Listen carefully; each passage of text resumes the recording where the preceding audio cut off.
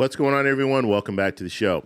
So we have yet another congressman that's talking about cutting Social Security and Medicare, and I'm going to show you this clip. We'll talk a little bit about it.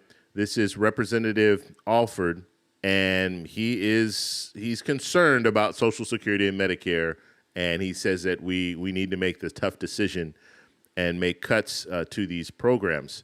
And so let me show you what he has to say, and then we'll talk a little bit about it. But first off, if you guys can do me a favor, please like the video. And if you're watching this video and you want to see more content like this, please consider subscribing to the channel. Okay, so this is Representative Alford. He's going to be talking about Social Security. He's going to be talking about Medicare. He's going to be talking about cuts that need to happen. So here we go.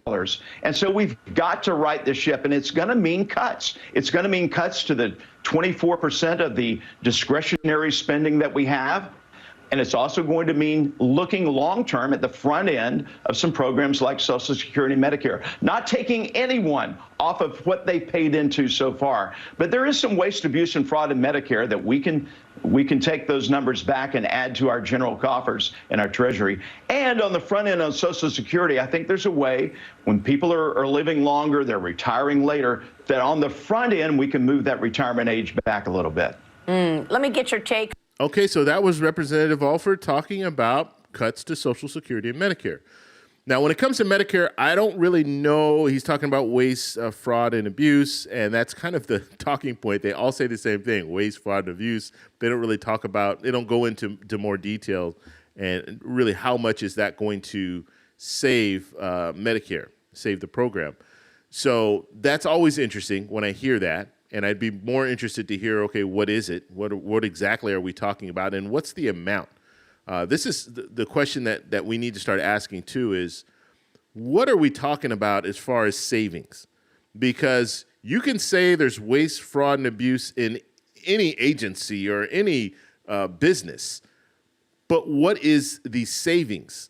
Because you have to kind of look at it and say, okay, well, if I'm saving $1 on, let's say, I have $100 and I'm saving $1 by, focusing on these different waste, fraud, and abuse, is it really worth it to take the energy and the money to look into these different things if it's only $1? Okay, so, and I'm just giving that as an example, but so he talked about Medicare. He also talked about the cuts of 24% of the discretionary funding. Okay, so discretionary funding, when it comes to Social Security and Medicare, you do have agencies. And so he's just talking about across the board, 24% of the discretionary spending that we have that goes out to all the different agencies. We're going to have to make cuts there. That is something that I'm pretty sure we're going to see.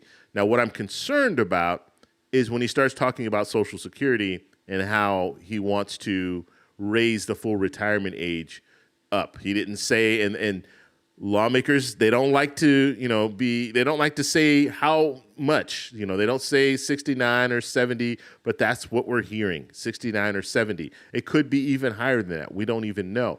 And what is the cost savings in that? We know that when it comes to raising the full retirement age, that is a cut to Social Security benefits. For every year you raise that full retirement age, it's like a 7% cut. And so if you go from 67 to 70, that's a 21% cut to Social Security benefits. And right now they're talking about if we were to wait, and just think about it this way, if we were to wait until 2034 or 2035, we're going to see automatic cuts of 23% because the trust funds will be depleted. So wait about 10 years and have an automatic cut of 23%, or make changes to Social Security now, raising the full retirement age up, and have a 21% cut starting, let's just say it's starting in 2025. Which would you prefer? I would prefer to wait, because then you have 10 more years where you're not looking at that 21% cut to benefits. And so that's something else that needs to be at least talked about, because some of these Congress people are out there just talking about, yeah, we'll just raise the full retirement age up. Like it's not going to impact people who are receiving benefits. It will impact those people because we all have an expiration date.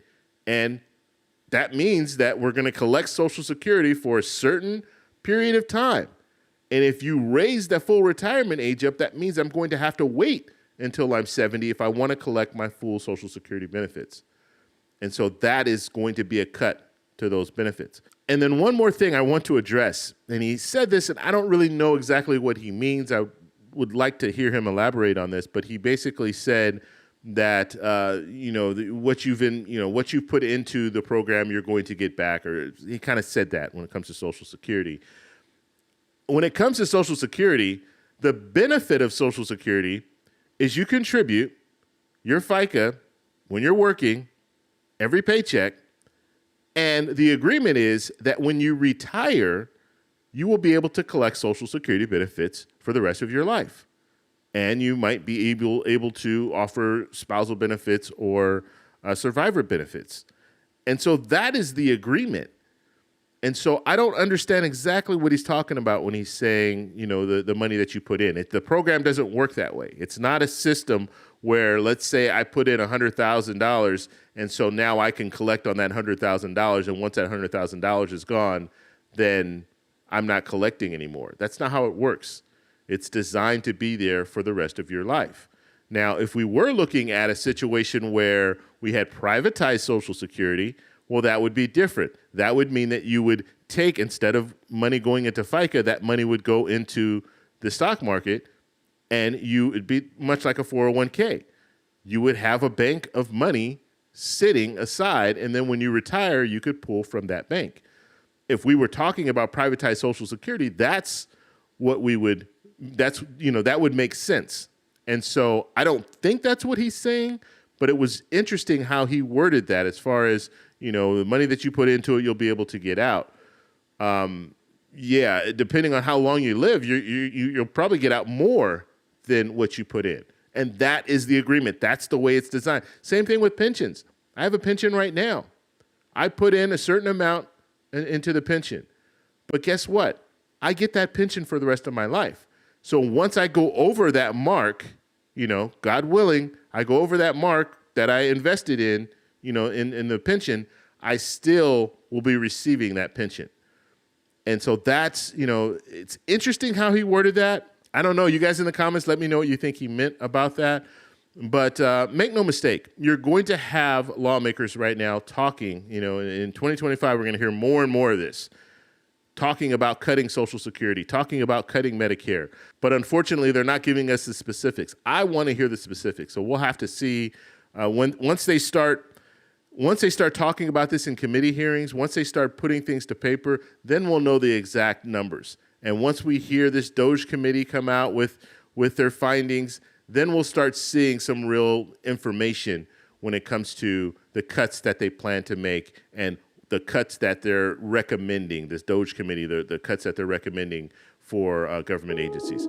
So that's all I have for this video, but I do want to know what you guys think, so let me know in the comments below. If you like this video, please give me a thumbs up. Please subscribe for more, and I'll talk to you in the next one. Bye.